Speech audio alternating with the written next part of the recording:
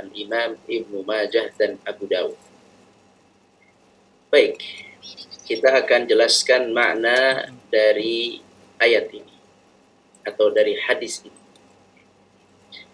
Yang perlu kita ketahui pertama adalah kata iqalah. Apa itu iqalah? Kita lihat di buku, kata iqalah di buku bisa dilihat di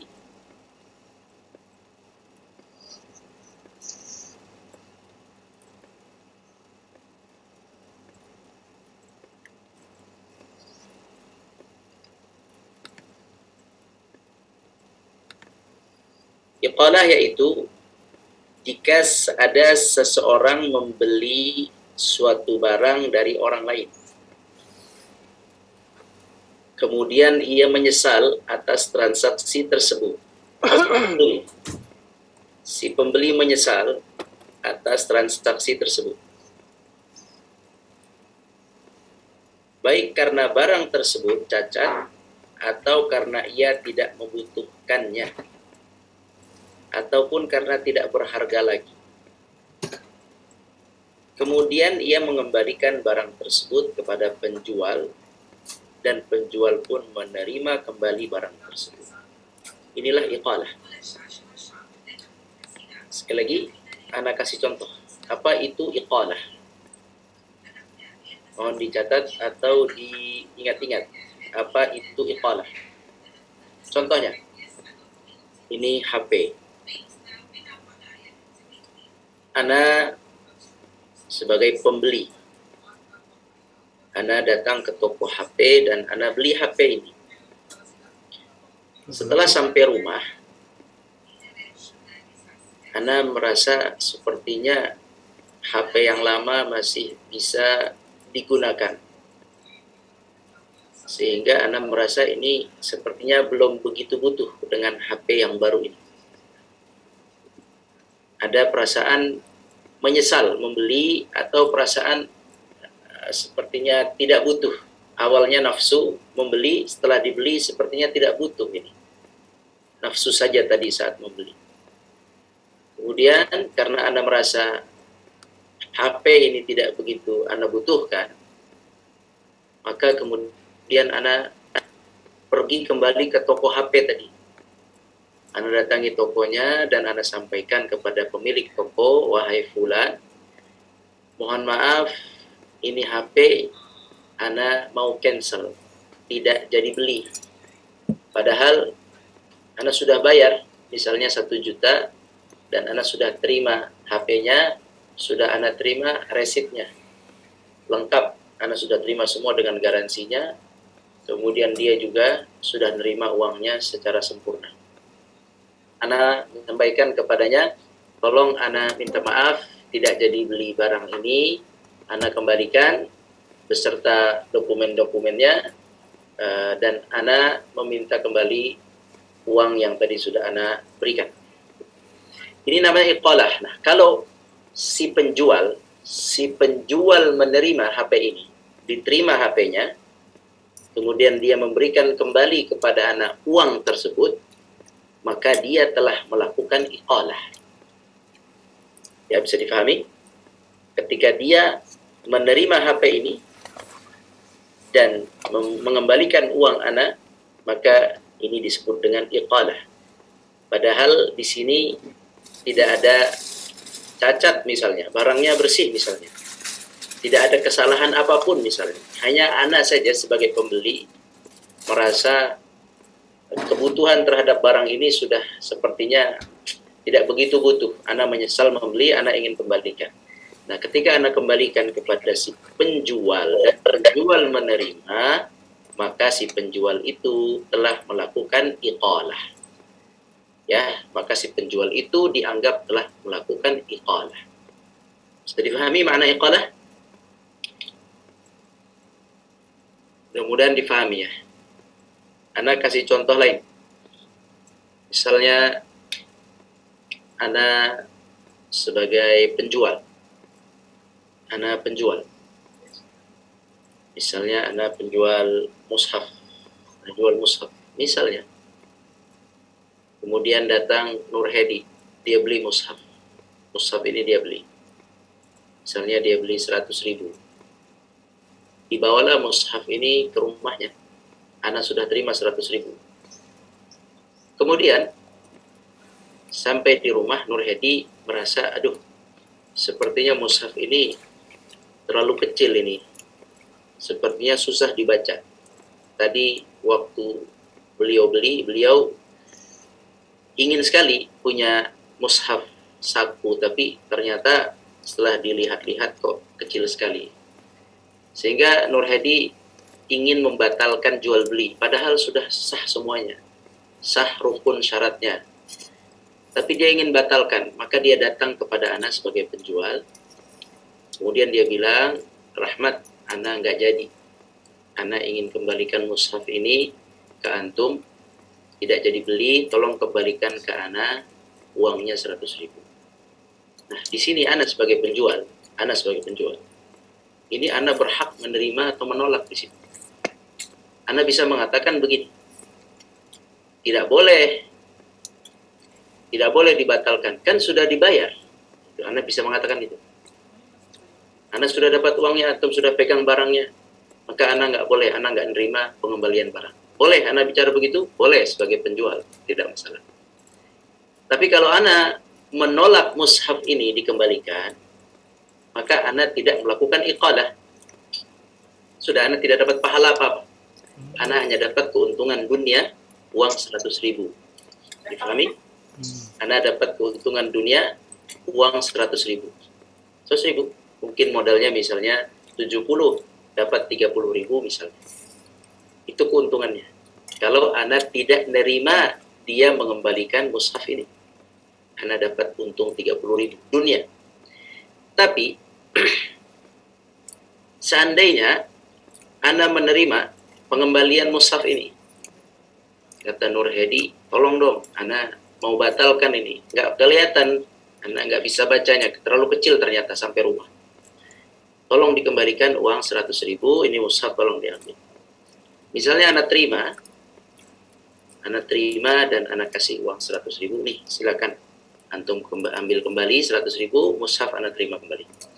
Maka di sini Ana sebagai penjual telah melakukan iqalah. Apa yang Ana dapat? Ana tidak dapat untung.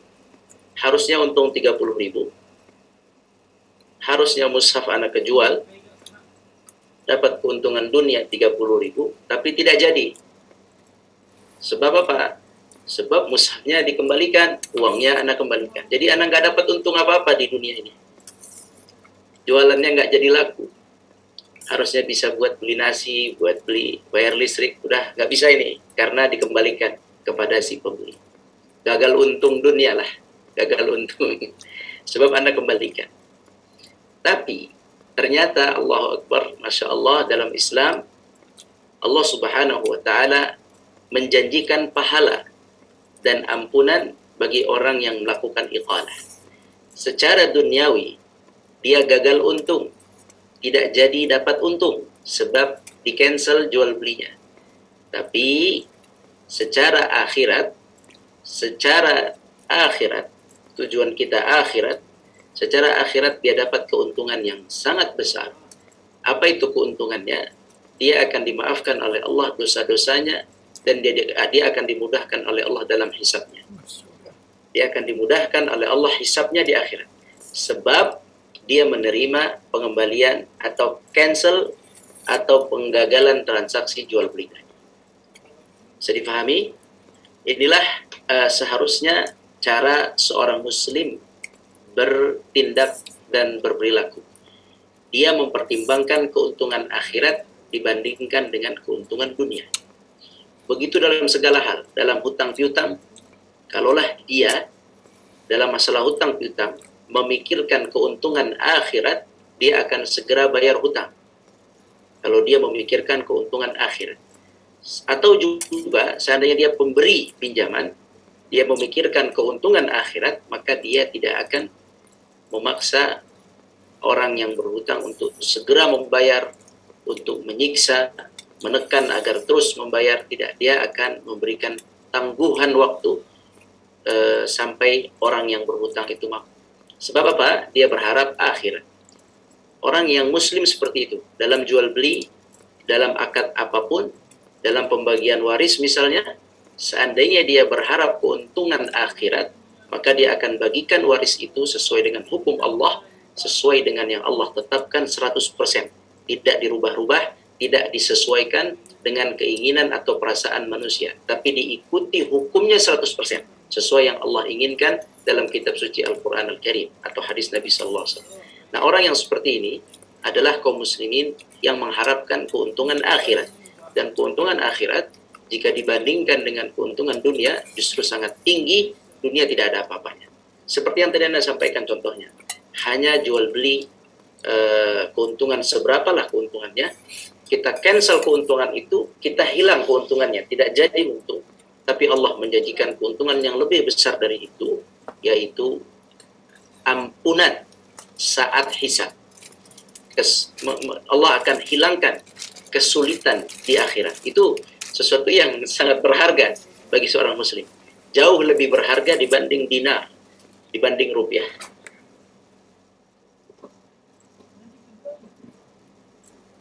Nah, itulah namanya iqalah. Bisa difahami makna iqalah ya? Bisa difahami, itu namanya iqalah. Maka barang siapa yang berniaga, berdagang, pinjam-meminjam, atau apalagi sewa-menyewa, atau wakaf, sedekah, apapun yang kita lakukan dalam transaksi-transaksi di dunia ini, perhatikan hukum-hukum Allah.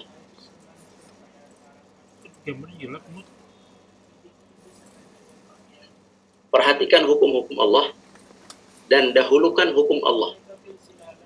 Dahulukan hukum Allah. Ana ingin sedikit cerita lagi. Ada seseorang yang mendahulukan hukum Allah daripada keuntungan dunia. Yaitu seseorang yang hidup di zaman dahulu. Diceritakan oleh Nabi Sallallahu Alaihi Wasallam, seorang pemuda hidup di zaman sebelum Nabi Muhammad Sallallahu Alaihi Wasallam. Dia adalah orang saleh. Dia adalah seorang pengusaha. Dia memiliki banyak pegawai. Kata Rasulullah Sallallahu Alaihi Wasallam, orang ini tidak pernah melalaikan gaji pegawainya. Saat tiba waktu gajian, pegawainya pun diberikan gaji. Seluruhnya secara utuh, tidak dikurangi, tidak juga dizalimi, diberikan haknya secara utuh. Kemudian suatu ketika, sang tuan ini atau sang pengusaha ini, ada salah satu dari pegawainya yang tidak sempat mengambil gaji. Dia pergi dari tempat kerja tersebut dan dia belum mengambil gaji, sehingga gajinya ini masih dipegang oleh sang pengusaha tadi, oleh tuannya.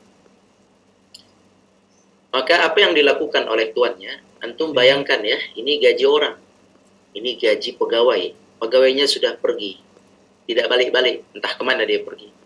Misalnya 1 juta, uangnya 1 juta misal ini, misal.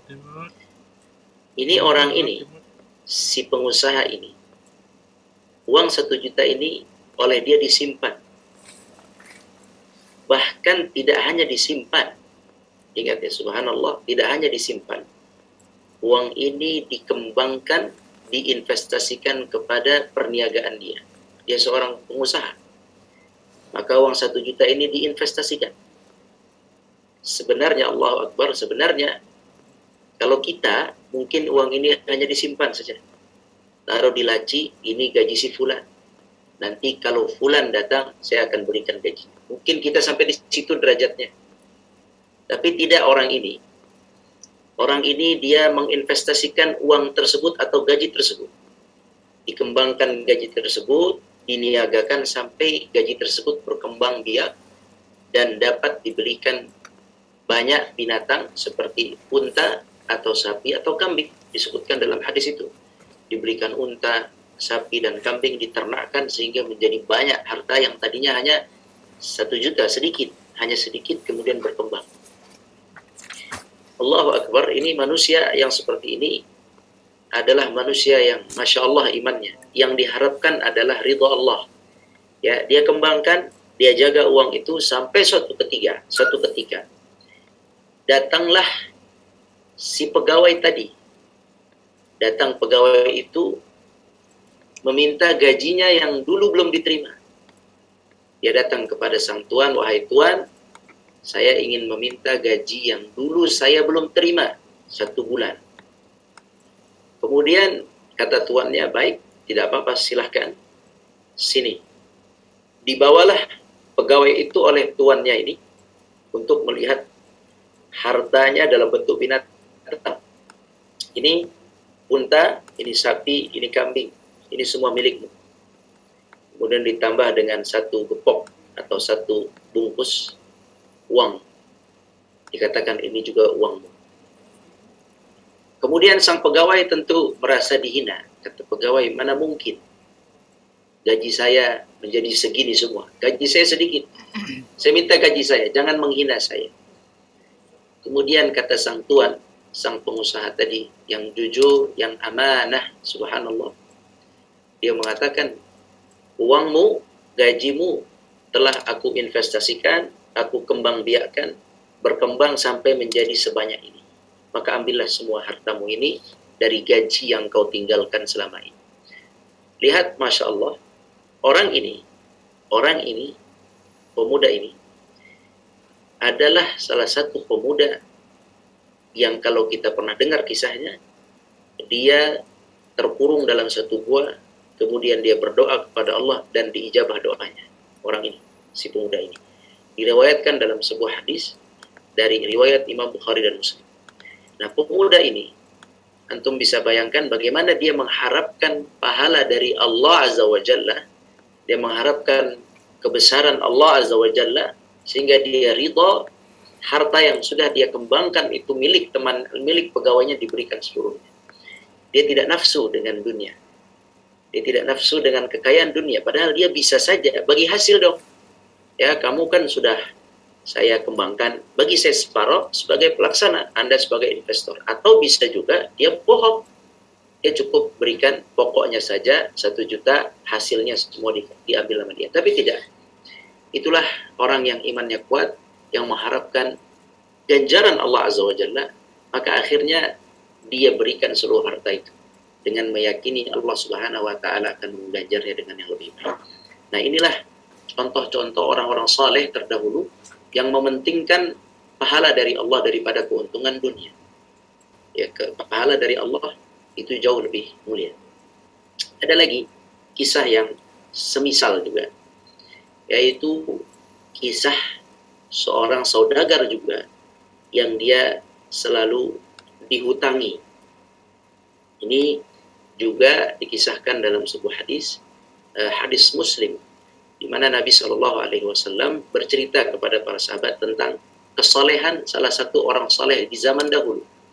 Apa kata Nabi Shallallahu Alaihi Wasallam? Zaman dahulu ada seorang pedagang kaya raya yang saleh. Dia berdagang sebagaimana orang yang lain berdagang, tetapi bedanya dia ini sering dihutangi oleh para pembeli. Sang pembeli berhutang 1, 2, 3, 4, 5, 6. Banyak orang yang berhutang kepadanya. Kemudian setiap akhir bulan, dia, sang pedagang ini, saudagar kaya ini, dia memerintahkan kepada anaknya, wahai anakku, tolong pergi ke rumah fulan. Ini datanya. Fulan. Rumahnya di sini, hutangnya sekian. Tolong ditagih kepada si fulan. Tapi aku berpesan. Nah, ini pesannya. Di sini pahala yang dia dapat sebab pesan ini. Dia berpesan kepada anaknya, wahai anakku, ketika nanti engkau menagih hutang kepada mereka, seandainya mereka belum mampu membayar hutang tersebut, maka tundalah. Jangan kau marahi, jangan kau hina, jangan kau hardik. Biarkan dia dalam keadaannya, beri dia kesempatan tangguhan waktu sampai dia mampu. Itu satu pesan. Oh, yang kedua, seandainya ada orang yang dia benar-benar sulit, tidak punya lagi uang untuk membayar hutangnya, dan memang keadaan ekonominya juga sulit, sudah berkali-kali kita tagih dia tidak bisa juga membayar, maka wahai anakku, biarkanlah. Biarkan dia tidak perlu lagi kita tagih lagi. Itu pesannya. Ya, ini orang, sang saudagar ini, dia ini sebenarnya kalau dilihat dari dunia, uang dia ada di sana, di orang penghutang-penghutang itu. Banyak, di bulan. Mungkin keuntungan jualan dia sebagian di bulan. Tapi dia memikirkan jauh lebih dari keuntungan dunia. Dia berpikir tentang ridha Allah Subhanahu wa Ta'ala. Sehingga dia mengamalkan perintah Allah bahwa orang yang berhutang, kalau ditagih, dia tidak sanggup, biarkan. Kasih tangguhan waktu. Dia mengamalkan itu. Atau dimaafkan, biarkan hutangnya. Dia mengamalkan itu. Ini sesuatu yang berat, terus terang berat sekali.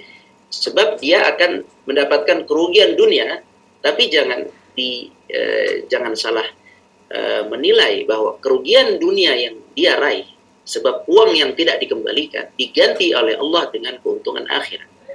Ya, jadi muslim sekali lagi harus selalu berpikir keuntungan akhirat, jangan selalu berpikir keuntungan dunia. Harus berniaga dengan Allah, jangan sekedar berniaga dengan manusia. Kalau berniaga dengan manusia ini sempit, ini terlalu sederhana, ini terlalu terbatas waktunya, dan ini fana. Keuntungan-keuntungan dunia semua akan hancur, hilang dengan hilangnya nyawa kita. Semua akan punah, tidak ada gunanya. Tapi keuntungan yang kita raih dengan Allah, yakni pahala dari Allah, itu akan abadi, terus akan ada, khususnya setelah kita wafat, kita akan menerima keuntungan-keuntungan itu. Nah, orang tadi, si saudagar kaya tadi, pesannya seperti yang sudah saya sampaikan, biarkan kalau orang itu tidak mampu bayar, ditangguhkan atau dimaafkan saja hutangnya sehingga lunas. Dia ridha, keuntungan dunianya berkurang, tapi dia mengharapkan ridha Allah Subhanahu wa Ta'ala. Kemudian kata Nabi SAW, orang tersebut suatu ketika Allah wafatkan, meninggal dia. Dan orang tersebut nanti, kata Nabi SAW, ini mukjizat. Nabi mengabarkan sesuatu yang akan terjadi di akhirat kelak. Kata Nabi SAW, orang ini nanti di akhirat akan ditanya oleh Allah Subhanahu wa Ta'ala. Ditanya tentang amalnya. Maka orang itu ketika ditanya oleh Allah tentang amalnya, dia akan menjawab, ya Allah, amalku seperti mana amal orang-orang yang lain. Hanya saja aku memiliki satu amal, ya Allah. Apa itu amalnya? Amalku adalah apabila ada orang yang meminjam uang dariku, maka aku maafkan mereka. Atau aku tangguhkan pembayaran hutangnya. Ya, aku tagih, tapi kalau tidak sanggup, aku tangguhkan. Kalau tidak sanggup juga, aku maafkan. Itulah amalku, ya Allah. Kemudian kata Rasulullah SAW, wahai fulan, wahai hambaku, yakni Allah berfirman, wahai hambaku, wahai fulan, engkau telah memaafkan hambaku, maka aku lebih berhak memaafkanmu. Begitu. Ya, Allah berkata, engkau telah memaafkan hambaku, maka aku lebih berhak memaafkan. Untuk melihat begitu bagaimana ganjaran yang Allah berikan kepada orang tersebut yang tadi dia memaafkan hamba-hamba Allah dari hutang-hutangnya sehingga dia mendapatkan maaf khusus dari Allah di akhirat sebab itu. Nah, inilah keuntungan akhirat. Oleh itu, bab iqalah yang kita bahas hari ini menggambarkan itu, menggambarkan keuntungan akhirat yang diraih oleh orang yang melakukan iqalah. Dia akan mendapatkan sebuah keuntungan yang tidak terbatas banyaknya dan tidak ternilai harganya. Apa itu keuntungan iqalah? Keuntungan iqalah adalah sebagaimana yang disebutkan oleh Nabi SAW di sini. Barang siapa para pedagang yang menerima iqalah dari seorang muslim, maka Allah akan menghapuskan kesalahannya pada hari kiamat. Atau dalam bahasa lain, aqalahu Allahu afradahu, Allah akan mudahkan urusannya di akhirat kelak. Karena dia memudahkan urusan hamba Allah, maka Allah akan mudahkan urusannya di akhirat kelak. Inilah sekilas tentang iqalah. Adapun penjelasan di faedah 1, 2, 3, dan 4 bisa dibaca sendiri, kurang lebih menjelaskan tentang fadilah atau keutamaan melakukan iqalah. Pesan ana sebelum ana selesaikan di sini, pesan ana kaum muslimin dan rahmati Allah Subhanahu wa taala, kita dalam bermuamalah dengan hamba Allah, dengan manusia, maka antum perhatikan bahwa mereka adalah makhluk Allah. Mereka itu hamba Allah. Kalau antum berkasih sayang kepada mereka, memaafkan mereka, menerima uzur-uzur mereka, dan antum tadi mengiqalahkan mereka, atau hutang mereka antum tangguhkan, atau misalnya amanah yang mereka titipkan antum kembangkan, ingat antum telah berbuat baik kepada hamba Allah. Maka ketika kita berbuat baik kepada hamba Allah, maka Allah akan sangat sayang kepada kita. Bahkan Allah akan memberikan ganjaran yang besar dengan kebaikan kita kepada hamba Allah. Karena mereka hamba Allah. Manusia itu hamba Allah. Maka oleh itu, dalam masalah muamalah, transaksi-transaksi harian ini, perhatikan antum bermuamalah dengan makhluk Allah, hamba Allah. Berbuat baiklah kepada mereka sebagaimana antum ingin orang lain berbuat baik kepada antum. Berbuat baiklah kepada mereka. Dan ingat, ketika kita berbuat baik kepada hamba Allah, bahkan kepada binatang sekalipun, apalagi manusia, kalau kita berbuat baik pada mereka, maka Allah akan menjamin kebaikan untuk kita di dunia dan di akhirat. Itu sudah pasti seperti itu. Maka hati-hati. Kata Nabi SAW, di antara hal yang paling banyak memasukkan manusia ke dalam surga adalah akhlak. Apa itu akhlak? Akhlak itu adalah interaksi kita dengan makhluk Allah, manusia atau hewan. Ya, makhluk, akhlak, interaksi kita dengan manusia atau hewan. Jangan sakiti manusia. Nabi sempat bersabda kepada Abu Dzar, "Wahai Abu Dzar, uffa syarraka 'anil nas." Wahai Abu Dzar, kalau kamu tidak bisa berbuat A, berbuat B, berbuat C, amal-amalmu tidak banyak, maka satu lakukan. Uffa syarraka 'anil nas. Jangan sampai engkau mencelakai, menyakiti orang lain. Nah, demikian, mudah-mudahan bermanfaat masalah iqalah ini, dan ini pesan yang baik untuk para pedagang, semoga bisa diamalkan. Wallahu a'lam. Barakallahu fikum. Silakan jika ada pertanyaan, tafadhal. Barakallahu fikum. Baik, alhamdulillah, jazakallahu khairan Ustaz untuk materi hadis malam ini. Insya Allah sudah ada yang masuk 2 pertanyaan. Saya bacakan terlebih dahulu. Yang pertama dari, nggak ada namanya ini ya, Galaksi Tab A. Bismillah, afwan Ustaz, izin bertanya, bagaimana sistem jual beli salam yang sifatnya dalam tanggungan atau memberi uang di muka secara tunai, sedangkan barangnya diserahkan kemudian hari atau waktu yang belum ditentukan kapan barangnya tersebut datang. Bagaimana definisikan bentuk jual beli dengan pembayaran di muka dan penyerahan barang di kemudian hari? Apakah bentuk jual beli salam diperbolehkan dalam Islam? Mohon penjelasannya. Jazakumullahu khairan, barakallahu fiik. Bai'us salam, jual beli salam, diperbolehkan di dalam Islam. Yaitu seperti yang disebutkan tadi, kita melakukan pembayaran di muka, kemudian menerima hasilnya di akhir. Itu tidak mengapa. Seperti misalnya kita ingin menjahit baju, kita berikan DP pembayaran, atau kita ingin membangun rumah, kita berikan DP pembayaran, mereka membuat baju dan rumah itu sampai nanti selesai baru kita lunaskan misalnya. Ini semua bentuk jual belinya, insya Allah tidak mengapa, wallahu a'lam. Baik, saya lanjutkan kembali. Yang kedua dari Ibu Rusdah. Assalamualaikum Pak Ustadz, izin bertanya, pembeli memberi DP kepada penjual, ternyata pembeli batal. Di awal kedua pihak Sepakat apabila jual beli batal, maka DP tidak kembali. Apakah DP yang diambil oleh penjual tersebut dalam hadis ini? Syukran Pak Ustaz. Ya, ini masalahnya. Seharusnya DP, uang awal pembayaran awal atau down payment ini, seharusnya itu tidak boleh ditahan oleh penjual. Selama tidak ada kerugian yang signifikan, harus dikembalikan sebenarnya. Kalau bertanya sistem jual beli Islam, jangankan DP 100.000, harga barang 200.000, saya nggak jadi beli. Jangankan DP, barang saja sudah kita beli 200.000, kita sudah beli. Anda balikkan, ini Anda kembalikan barangnya. Anjurannya itu 200.000 dikembalikan. Jangankan DP.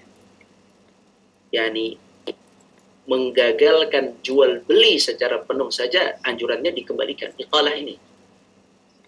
Anjurannya iqalah.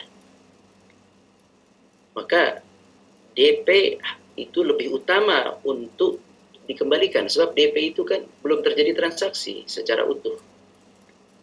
Maka lebih berhak untuk dikembalikan. Sedangkan iqalah ini adalah transaksi yang sudah selesai secara utuh. Sudah dibayarkan penuh, barang sudah diterima, uang sudah diterima. Di sini kita penjual dianjurkan iqalah. Kalau dia minta kembalikan seluruhnya, iqalah. Apalagi DP belum selesai transaksi, baru setengah transaksi. Maka kaum muslimin dan rahmatullah subhanahu wa ta'ala, ana menasihati diri ana dan antum sekalian. Begitulah Islam. Ternyata Islam itu tidak mengajarkan hanya berpikir ke keuntungan dunia, tapi ada keuntungan akhirat. Keuntungan akhiratnya apa? Keuntungan akhiratnya adalah tadi, kita akan dimudahkan saat hisab oleh Allah Azza wa Jalla. Dengan cara apa? Tadi, menggagalkan transaksi yang sudah kita dapat untungnya. Ya, itulah dalam Islam. Makanya para pedagang pelajarilah akad-akad dalam jual beli. Akad-akad dalam jual beli, mana yang boleh, mana yang tidak boleh, mana yang sunnah, mana yang haram. Itu dipelajari dengan baik. Supaya perniagaan kita selain mendapatkan keuntungan dunia, juga mendapatkan keuntungan akhirat. Itu yang lebih penting sebenarnya. Mendapatkan keuntungan akhirat. Maka DP, sekali lagi, DP yang hilang atau yang hangus, sebab tidak jadi jual beli, ini adalah sistem, mohon maaf, sistem bukan dari sistem Islam. Ini adalah sistem dari pihak liberal atau pihak orang lain lah. Pihak yang tidak muslim. Boleh nggak kita menerapkan ini? Anda sebagai muslim menganjurkan tidak menerapkan ini selama tidak ada masalah kerugian signifikan.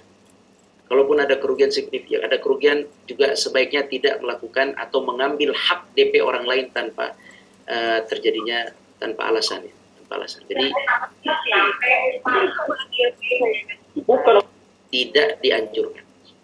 Tidak dianjurkan. Sekali lagi, tidak dianjurkan menahan DP milik orang lain. Jika tidak jadi, kembalikan. Demikian, wallahu a'lam. Baik, masih ada satu pertanyaan lagi dari kolom chat, saya bacakan dari Ibu Lia. Assalamualaikum. Afwan izin bertanya Ustadz, bagaimana menyikapi saudara jauh yang sering kali meminjam uang untuk keperluan sehari-hari dan sebagainya, namun tidak ada itikat baik untuk mengembalikan utangnya, utangnya di mana-mana. Jika diberi pinjaman atau dibantu cuma-cuma, dia pasti akan datang lagi meminta pinjaman atau bantuan.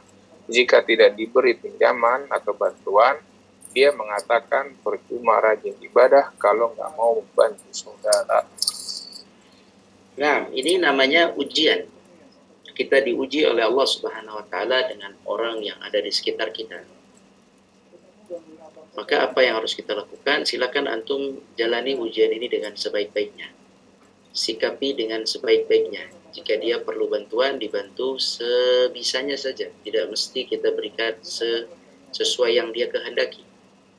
Kalau seandainya kita tahu dia selama ini tidak mau membayar hutang, maka kita tidak mau meminjamkan. Saya tidak mau meminjamkan, saya hanya bersedekah saja, silahkan. Tidak ada masalah. Adapun dia menghina-hina kita, dia menghina kita, tidak mau membantu saudara, atau mengatakan kita bakhil, atau percuma ibadah kita, itu urusan dikembalikan kepadanya. Allah lebih tahu apa yang kita lakukan. Allah lebih tahu apa yang kita niatkan. Itu kesalahan itu ditanggung oleh dia. Ya, jadi itu tidak perlu dihiraukan. Yang penting bagi kita harta yang sudah dia pinjam, kalau dia memang tidak pernah mau niat mengembalikan, ya kita tagih tidak mau, kita tagih tidak mau, kita tagih tidak mau. Secara dunia kita rugi tentunya. Dia pinjam 1 juta sampai sekarang dia tidak kembalikan. Kita rugi, betul. Secara dunia kita rugi 1 juta. Tapi ingat, ada hadis Nabi SAW, tolong berpikirnya akhirat. Hadis Nabi SAW, kata Nabi SAW, barang siapa yang meminjamkan kepada saudaranya, maka dia mendapatkan nilai sedekah senilai uang yang dipinjamkan tadi. Kalau dia meminjamkan 1 juta, maka dia mendapatkan nilai sedekah setiap hari 1 juta. 1 juta dia bersedekah hari ini, besok 1 juta, besok 1 juta, besok 1 juta. Setiap hari dia mendapatkan pahala sedekah sebesar 1 juta selama uang masih dipinjam. Kemudian kata Nabi SAW, misalnya dia apabila, ya kata Nabi SAW, apabila jatuh tempo dan dia belum membayarnya juga, maka orang yang meminjamkan tadi akan mendapatkan pahala 2 kali lipat dari nilai sedekah. Misalnya begini, misalnya si fulan berhutang 1 juta, dia berjanji akan membayar besok, hari Ahad besok. Maka hari ini kita dapat nilai pahala 1 juta. Kemudian besok kita tagih dia, kemudian dia mengatakan belum ada uangnya. Maka besok itu ketika dia mengatakan belum ada uangnya, maka saat itu kita mendapatkan pahala seolah-olah di hari esok itu bersedekah dengan 2 kali lipat, yakni 2 juta. Hari Senin seolah-olah kita bersedekah dengan nilai 2 juta. Hari Selasa dengan nilai 2 juta. Hari Rabu dengan nilai 2 juta. Terus. Jadi kalau temponya sudah jatuh, maka kita dapat pahala dari Allah, pahala sedekah 2 kali lipat dari nilai sedekah, dari nilai yang kita pinjamkan. Maka dari itu, kaum muslimin, masalah utang piutang atau pinjam meminjam, kalau mengharapkan keuntungan dunia atau kembali uang dunia memang agak sulit. Di sini banyak manusia yang tidak mau bayar hutang. Itu urusan dia. Kata Nabi SAW, barang siapa yang berhutang dan tidak mau membayar hutangnya di dunia, maka di akhirat dia akan dikumpulkan bersama orang-orang para pencuri. Orang yang berhutang tidak mau bayar hutang, dia disamakan dengan pencuri. Tolong dicatat, orang yang berhutang tidak mau bayar hutang, dia disamakan dengan pencuri. Nah, makanya bagi kita, makanya Allah Subhanahu wa taala memberikan pahala yang besar, pahala yang sangat besar bagi orang yang meminjamkan. Apa itu pahalanya? Pahalanya adalah dia mendapatkan nilai sedekah sesuai dengan nilai yang dipinjamkan. Oke, sebab memang berat. Dia dapat kerugian dunia, makanya Allah ganti dengan nilai yang besar, yaitu pahala senilai dengan nilai sedekah tersebut. 1 hari 1 nilai sedekah. Kalau seandainya sudah tadi jatuh tempo, maka dilipat gandakan, seolah-olah dia bersedekah dengan 2 kali lipat dari nilai uang yang dipinjamkan. Nah, jadi ya tadi saran Ana, antum ikhlaskan saja apa yang sudah dia pinjam, ikhlaskan lillahi ta'ala. Yang kedua, kalau dia minjam lagi, berilah bantuan semampunya. Adapun dia menghina, itu urusan dia. Semoga Allah beri dia petunjuk. Wallahu a'lam. Baik, masih ada 2 pertanyaan lagi. Saya bacakan kembali dari Ibu Julinus Panzah. Assalamualaikum Pak Ustadz. Bagaimana hukumnya jual beli melalui online karena kadang-kadang barang yang kita terima tidak sesuai dengan deskripsi? Nah, jual beli online hukumnya boleh sah, tidak ada masalah selama barang yang dijelaskan itu jelas deskripsi barangnya. Adapun jika barangnya tidak sesuai dengan yang digambarkan dalam deskripsi, silakan ibu kembalikan. Ibu kembalikan, tukar kepada penjualnya. Seperti itu saja. Wallahu a'lam. Baik, selanjutnya dari Ibu Oki Kemalai, bagaimana jika kita punya hutang kepada saudara, cuman karena kelamaan tidak dibayar, karena kondisi ekonomi belum mampu untuk membayar, akhirnya dialihkan hutang berupa uang tersebut kepada nilai emas. Apakah boleh dan hukumnya apa, Ustaz? Apa maksudnya? Jadi utangnya jadi nilai emas atau gimana, Ustaz? Sekali lagi, orang yang menghutangkan kepada orang lain akan mendapatkan kerugian dunia. Sekali lagi ya, kalau antum siap menghutangkan ke orang lain, antum akan ada kena kerugian dunia. Harusnya kas atau saldo antum di tabungan, misalnya 100 juta, karena ada yang berhutang 5 juta jadi 95 juta. Ada yang berhutang 2 juta lagi jadi 93 juta. Ada yang berhutang lagi 3 juta jadi 90 juta. Uang beredar di tangan orang lain untuk kepentingan orang lain, bukan kepentingan kita. Jadi kalau orang yang menghutangi itu siap-siap, istilahnya dia rugi dunia. Siap-siap dia rugi dunia. Maka apabila dia menghutangi dalam bentuk rupiah, maka mintalah dalam bentuk rupiah. Jangan dia mengatakan, saya menghutangi Anda tahun 2000 1 juta. Saat itu 1 juta nilainya adalah 2 gram. 2 gram emas. Maka sekarang 2022 saya nggak mau menerima 1 juta. Saya mau menerima senilai 2 gram emas. Berarti 2 juta sekarang. Karena satu emas segramnya misalnya 1 juta. Supaya saya tidak kena inflasi, saya minta saya tagih sekarang senilai 2 gram emas. Tahun itu 2 gram emas 1 juta. Sekarang saya minta 2 gram emas juga, yaitu 2 juta. Padahal dia pinjamnya pakai rupiah saat itu, kemudian nilainya nilai rupiah, maka dia akan menagih rupiah. Makanya sekali lagi ya, di sini kaum muslimin yang mengaji di hadis 80 pilihan ini, babnya bab iqalah ini, barang siapa yang mau meminjamkan uang antum, di benak antum sudahlah. Kalau antum sudah berani minjamin uang atau sudah beramal, bukan berani ya, sudah berniat beramal ingin meminjamkan uang, maka siap-siap kalau untuk urusan dunianya ada kerugian. Tapi untuk urusan akhiratnya jangan khawatir. Ada pahala yang besar dari Allah seperti yang Anda sebutkan tadi. Maka jangan dikonversikan. Kalau dia minjamnya rupiah, maka minta kepada dia tagihan rupiah. Kalau dia minjamnya emas, maka minta tagihannya emas. Kalau dia minjamnya dolar, minta dolar. Jangan dikonversikan di tengah jalan karena takut kena inflasi. Gitu ya. Untuk mendapatkan rahmat Allah. Untuk rahmat Allah itu bayarnya mahal. Rahmat Allah itu diraih dengan harga yang mahal.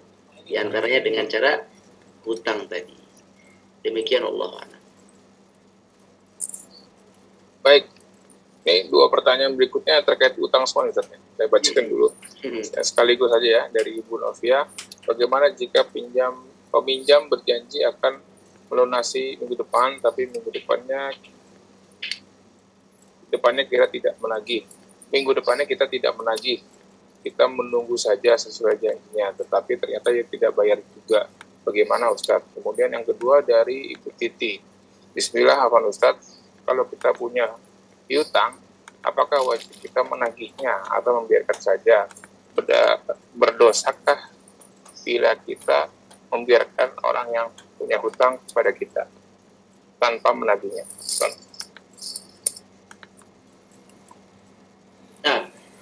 Masalah hutang piutang,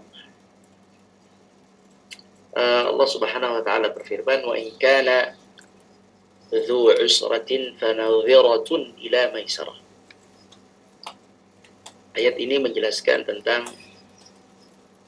perintah Allah kepada kita yang meminjamkan. Perintah Allah kepada kita yang meminjamkan. Perintah Allah dalam ayat ini adalah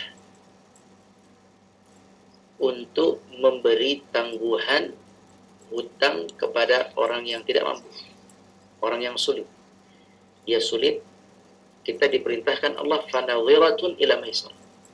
Wahai kalian kaum muslimin, kalau ada orang sulit berhutang, maka biarkan dia, berikan dia tangguhan. Wa antasaddaqu khairul lakum. Kalau kalian bisa sedekahkan, lebih baik bagi kalian. Itu perintah dari Allah. Jadi perintahnya itu adalah perintah menangguhkan dan perintah untuk mensedekahkan jika kalian tahu itu lebih baik. Itu perintahnya. Adapun apakah kita harus menagih atau tidak harus menagih, maka silahkan kalau antum mau menagih, tafadhal. Itu bagian dari menasehati sesama muslim bahwa dia berhutang, kita ingatkan, silahkan. Wallahu alam, setahu ana wallahu alam, menagih itu bukan kewajiban, bukan sesuatu yang wajib, di mana kalau kita tidak tagih kita dosa. Setahu ana tidak seperti itu, wallahu alam. Jadi tugas kita adalah menagih itu boleh, silahkan antum tagih boleh, tapi bukan itu intinya. Kalau antum sudah menghutangi, makanya nih orang yang menghutangi, adab orang yang menghutangi, adabnya adalah bukan masalah tagih menagihnya di sini. Menagih silakan lakukan, tapi adabnya adalah menangguhkan atau memaafkan, itu saja. Jadi kalau antum mau menghutangi, udah siap-siap dua materi itu, dua poin, poin menangguhkan atau poin memaafkan. Adapun menagih silahkan dilakukan. Demikian Allah.